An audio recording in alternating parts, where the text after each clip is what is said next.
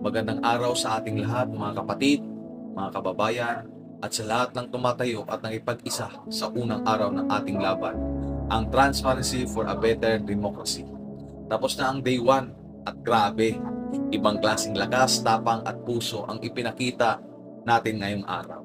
Alam nyo, habang tinitignan ko kayo kanina, yung iba galing pa sa norte, galing pa sa Visayas, galing pa sa malalayong lugar, na halos ilang oras ang biyahe, pero pagdating dito, parang wala man lang bakas na pagod, walang inis, walang reklamo.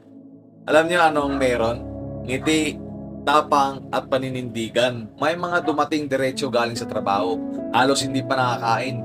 Pero isa lang ang nasa isip. Sasama ako rito. Lalakad ako. Makipag-isa ako.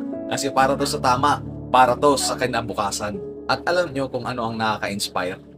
Yung kahit pagod, kahit puyat, kahit malayo, hindi tayo umatras. Hindi tayo nagduda, kahit walang bayad, kahit sariling bulsa ang ginastos, kahit walang special treatment, kahit walang kamera na nakatutok. Nandito kayo, tayo, dahil paninindigan to, hindi negosyo. Real talk lang, maraming tao ngayon ang nag-iingay, maraming nagkakalat ng kung ano-ano, at maraming nagsasabi ng masasakit na salita. Pero habang sila nakaupo at nagtatype ng cellphone, tayo nasa kalsada, tayo naglakad, tayo nakatayo sa initan at ulan. Tayo may tunay na ginawa. At kaya mula sa puso ko, saludo ako sa inyo.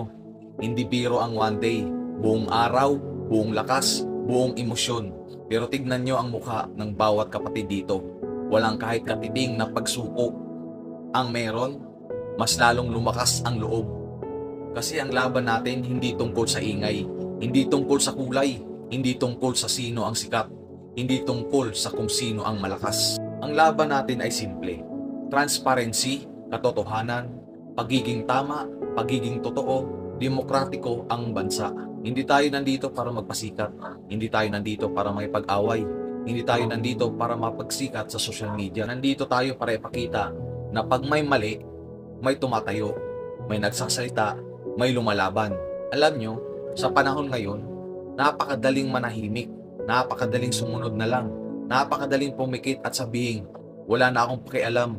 Buhay ko lang iintindihin ko. Pero kayo, hindi kayo pumili ng madali. Pinili nyo ang tama.